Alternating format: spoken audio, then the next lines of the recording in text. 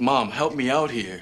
I need a little more open air. I've earned it. Welcome to Watch Mojo's Whatever Happened To. And today we're counting down our picks for the top 10 promising stars who fell off the map. Number 10, Misha Barton.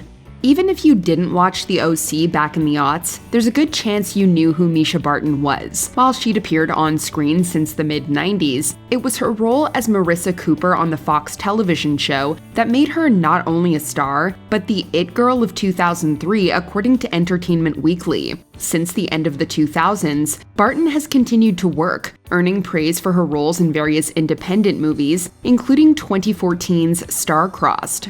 Number 9, Jane Child.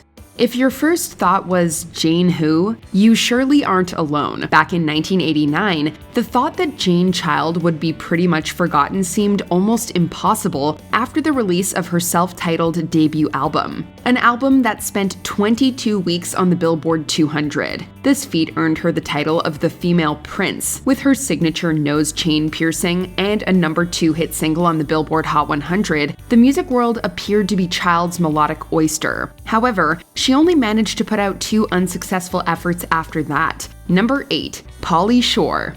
These days, it seems like a Herculean task coming across Pauly Shore, but back in the 90s, it was almost impossible to avoid him. I'm already popular. And starred in a slew of mindless comedies from Encino Man to In the Army Now. None of these were massive hits, and yet they kept making them, at least until the critically bashed box office disappointment Biodome. The 1996 stoner comedy flick sure felt like the beginning of Shore's fall off the map. A fall so steep that he co-wrote, produced, directed, and starred in a 2003 mockumentary about his fictional attempt to fake his own death just to reboot his career. Number 7, Macaulay Culkin. Falls off the map are obviously relative, but few people on this list started theirs from a greater height than Macaulay Culkin. Following the uber success of Home Alone in 1990, Culkin saw his star skyrocket to a level few child actors have ever reached. VH1 called him the second greatest kid star of all time. Culkin took a break from acting between 1994 and 2003, and has appeared in a few movies and TV shows since, including a well-received turn in season 10 of American Horror Story. So while Culkin might still be on a map, it's decidedly a much smaller one. Number 6, Piper Perabo.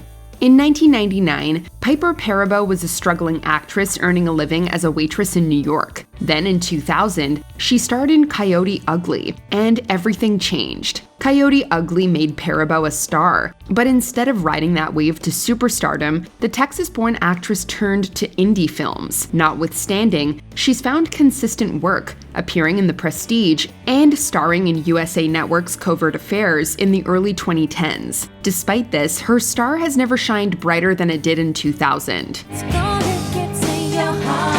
Number 5, Shannon Elizabeth. Did you know that Shannon Elizabeth was a very active poker player in the second half of the 2000s? Did you also know that she's an environmentalist and activist who has spent decades fighting for animal protection and conservation? Though impressive, none of that comes close to making a dent in pop culture like her appearance in 1999's American Pie. Elizabeth bared it all, or almost all, for her role as foreign exchange student Nadia, and became a teen comedy legend. While she might have fallen off the map, we think the one she's on now is still pretty important. Number 4, Josh Hartnett.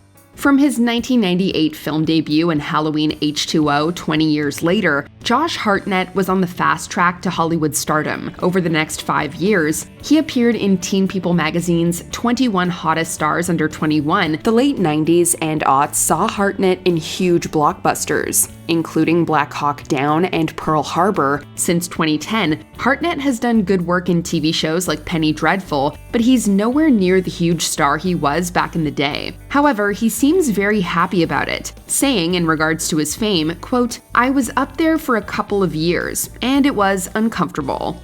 Number 3, Alicia Silverstone. As endearing as Paul Rudd and Brittany Murphy were in Clueless, it was Alicia Silverstone who became a household name after the film's 1995 release. Ugh, as if! Clueless was so popular that it got Silverstone a multi-million-dollar deal with Columbia TriStar and landed her the role of Batgirl in 1997's Batman and Robin. As the 21st century rolled around, Silverstone slowly transitioned from leading lady able to open a film on her own to overlooked supporting actress. Regardless, she still allows herself to have a little fun revisiting her clueless days in commercials and lip-sync battles. Number 2. Freddy Prince Jr.